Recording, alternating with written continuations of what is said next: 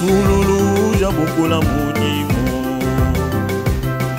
Walu Itunga Bukula Munimo Itunga Bukula Munimo Itunga Bukula Munimo Itunga Bukula Munimo. Damien Tombilan, bonjour. Bonjour. Vous êtes coordonnateur de ANSER, ANSER qui est une agence nationale d'électrification et des services énergétiques en milieux ruraux et périurbains. Vous êtes aujourd'hui en Anangika. Quel est l'objectif de votre mission? Nous venons poursuivre une première mission que nous avions déjà réalisée ici il y a quelques mois. Nous sommes arrivés à quelques mois pour identifier des sites et on avait identifié effectivement le site de Kafumbu, la chute de Kafumbu.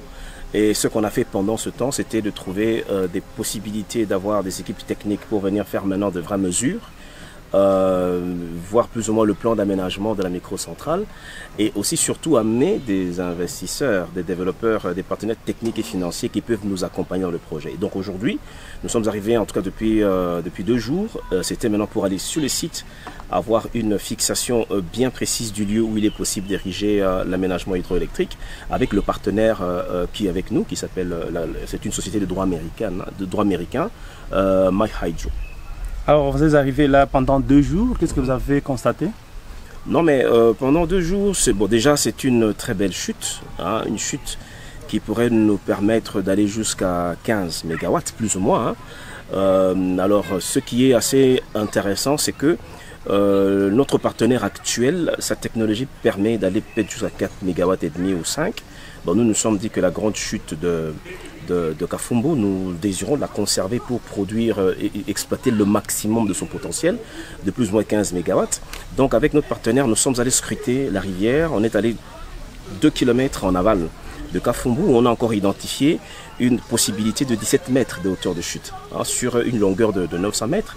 Donc c'est ce site-là que nous avons finalement choisi de pouvoir utiliser pour implémenter une microcentrale qui pourrait produire en tout cas entre 3 et 4 MW. Alors quand le début des travaux?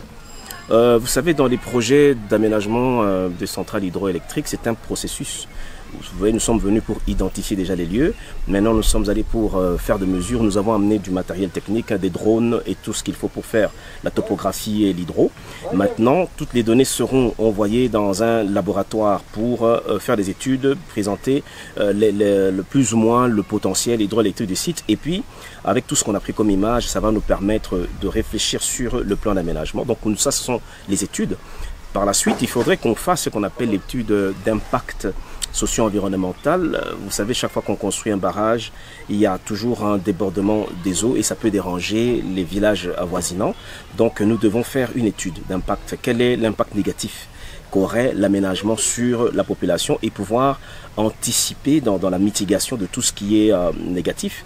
Et puis au-delà de ça, nous devons aussi faire cette étude socio-économique pour estimer la demande au niveau de Ngandajika et des environs pour que nous puissions convenablement calibrer. Maintenant, au-delà de ça, selon les échanges que nous avons eus avec notre partenaire technique, il pense que les travaux pourraient commencer au mois de février de l'année prochaine parce que vous savez, il y a tout un tas de démarches à faire avec la libéralisation du secteur de l'électricité, il y a la concession qu'il faut avoir.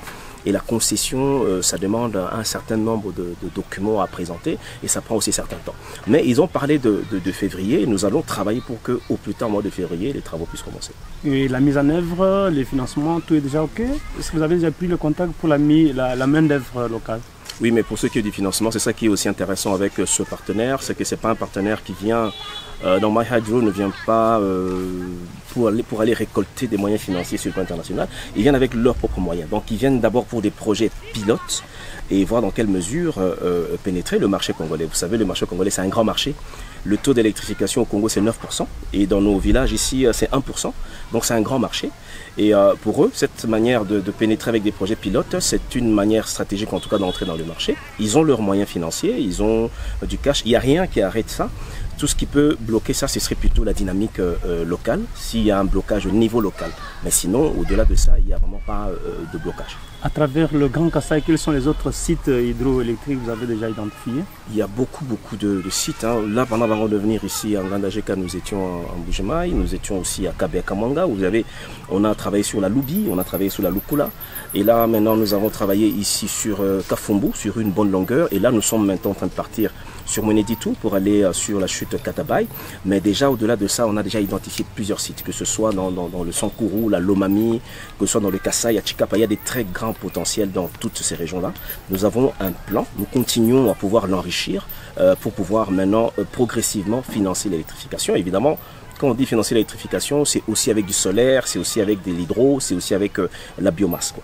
Alors, quel message à toute la population kassaïenne pour qu'elle mûrisse alors d'espoir, quoi? Finalement, le message, c'est le message d'espoir. Nous sommes très déterminés à pouvoir aller de l'avant. Vous savez, le chef de l'État a lancé Lancer. Lancer, c'est comme vous l'avez dit à l'introduction, est lancé il y a cela une année. Et c'est un outil technique que le chef de l'État a lancé pour effectivement arriver à résoudre ce problème d'électrification dans les zones reculées, milieux ruraux et périurbains. Donc nous voulons leur dire qu'il faudrait que nous ayons maintenant de l'espoir, mais c'est un espoir que moi j'appelle espoir opérationnel. Nous souhaitons que la population soit impliquée dans ce que nous sommes en train de faire. Il ne faut pas qu'on trompe les gens, il n'y a pas de blocage politique. Il n'y a pas de blocage financier. Le seul blocage éventuel ne pourrait être qu'un blocage local. Mais pour ça, nous voulons que les gens, la population, soient impliqués elles-mêmes dans tout ce que nous sommes en train de faire, se renseigner, et même la presse, vous, nous souhaiterions que vous nous accompagniez parce que c'est vous qui pouvez finalement informer la population sur les vraies choses, ce qui se passe réellement jusqu'à l'aboutissement de tous ces projets. Alors vous allez tout à l'heure là quitter Ngananjika, quelle est la prochaine étape? Nous allons à Mweneditu, nous allons visiter la chute de Katabaye. Il y a des possibilités là-bas aussi énormes. La chute aurait 15 mètres, plus ou moins. Donc nous allons scruter cette chute-là aussi pendant toute la journée et puis intégrer aussi cette chute-là dans notre liste d'urgence pour la ville de Mweneditu et des environs. Et nous sommes arrivés à la fin de notre interview en guise de conclusion. En guise de conclusion, c'est encore une fois un message d'espoir que je suis en train de lancer à la population. Nous sommes déterminés à le faire. Anser va le faire. Le chef de l'État est déterminé à résoudre ce problème. C'est même pour cela qu'il a dû lancer cet outil technique Anser. Nous avons tout ce qui est technique. Nous avons les compétences qu'il faut. Nous sommes aussi un fonds. Donc les questions financières aussi ne devraient pas poser des grands problèmes. Maintenant, nous sommes dans un processus, comme vous savez, des projets techniques, je viens de l'expliquer. C'est un processus. Et nous sommes dans le processus jusqu'à ce que nous puissions atteindre l'objectif. Nous sommes en train de nous dire que nous sommes des chasseurs des ténèbres. Chasser les ténèbres, ce n'est pas seulement les ténèbres dues au manque de la lumière, mais c'est vraiment ces ténèbres qui veulent dire aussi le sous-développement, parce que en amenant de l'énergie, nous amenons le développement, nous amenons l'amélioration de la qualité de vie des gens.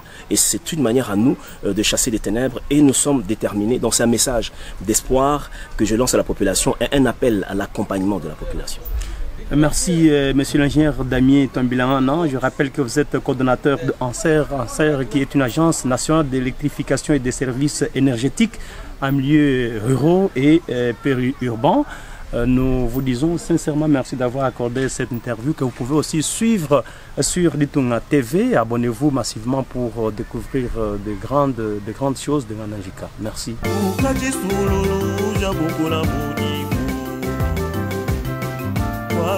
Itunga bukula muningu, itunga